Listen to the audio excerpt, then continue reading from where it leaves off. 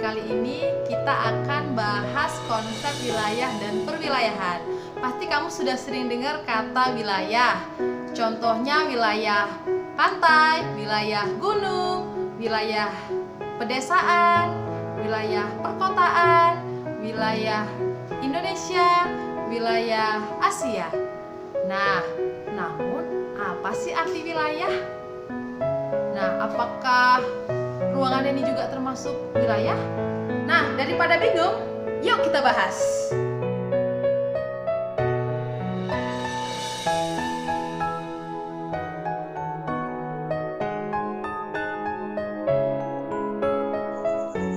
Wilayah merupakan bagian permukaan bumi yang terestrialnya ataupun kawasannya dapat dibedakan dengan daerah lain berdasarkan karakteristik tertentu. Setiap wilayah memiliki ciri khasnya tersendiri, sehingga bisa dibedakan antara wilayah yang satu dengan wilayah yang lainnya. Contoh sederhananya saja, daerah gunung ditandai dengan daratannya yang menjulang ke atas. Wilayah pantai kita lihat daratannya ditutupi oleh air dan juga pasir.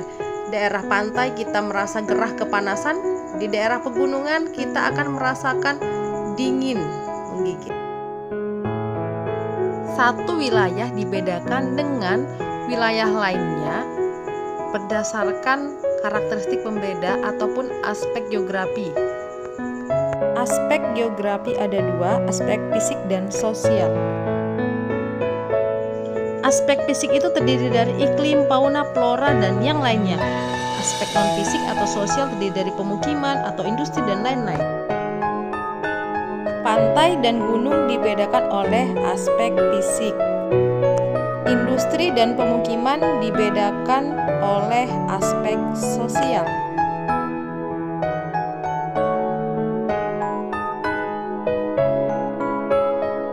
Wilayah formal memiliki satu ciri saja atau homogen dan bersifat statis, baik dari kriteria fisik maupun sosial.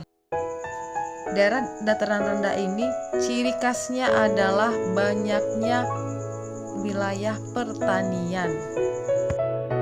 Selanjutnya, karakteristik sosial. Kita bisa katakan Indonesia itu homogen dari segi bahasa, karena semua orang dari Sabang sampai Merauke bisa menggunakan bahasa Indonesia. Yang kedua, wilayah fungsional yang dicirikan oleh adanya kegiatan yang saling berhubungan antara beberapa pusat kegiatan secara fungsional. Ini biasanya yang sering berhubungan dalam bidang ekonomi. Sebagai contohnya adalah Jabodetabek. Wilayah Jabodetabek ini dapat dikatakan sebagai wilayah fungsional karena memiliki pusat kegiatan di Jakarta dan Bogor, Bekasi, Tangerang, Depok sebagai daerah tepi yang mendukung kegiatan ekonomi di pusat yaitu Jakarta. Yang ketiga adalah wilayah vernakular, wilayah yang terbentuk karena adanya persepsi orang banyak saja. Wilayah vernakular punya peran penting dalam identitas budaya, tapi tidak memiliki batas resmi atau jelas. Sebagai contoh, kota Bogor dinamakan kota hujan, kota batik untuk Pekalongan, kota Salak untuk Padang Sidempuan, dan kota rambutan untuk kota Binjai. Coba temukan kira-kira 5 kota lagi yang merupakan wilayah vernakular di Indonesia. Ada banyak istilah-istilah wilayah yang kadang membuat kita keliru.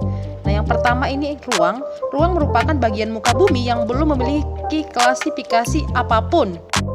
Ruang pada permukaan bumi bisa berupa daratan maupun perairan. Si merupakan posisi pada ruang permukaan bumi. Jika kita ambil Medan sebagai ruang muka bumi, maka Kalam Kudus merupakan salah satu lokasi di ruang tersebut. Selanjutnya ada kawasan. Kawasan merupakan bagian dari wilayah yang difungsikan untuk hal tertentu ataupun tujuan tertentu. Contoh, adanya kawasan perkotaan, kawasan industri. Selanjutnya, daerah ruang yang memiliki batas-batas tertentu yang ditetapkan secara administratif. Contohnya Bogor, Jawa Barat.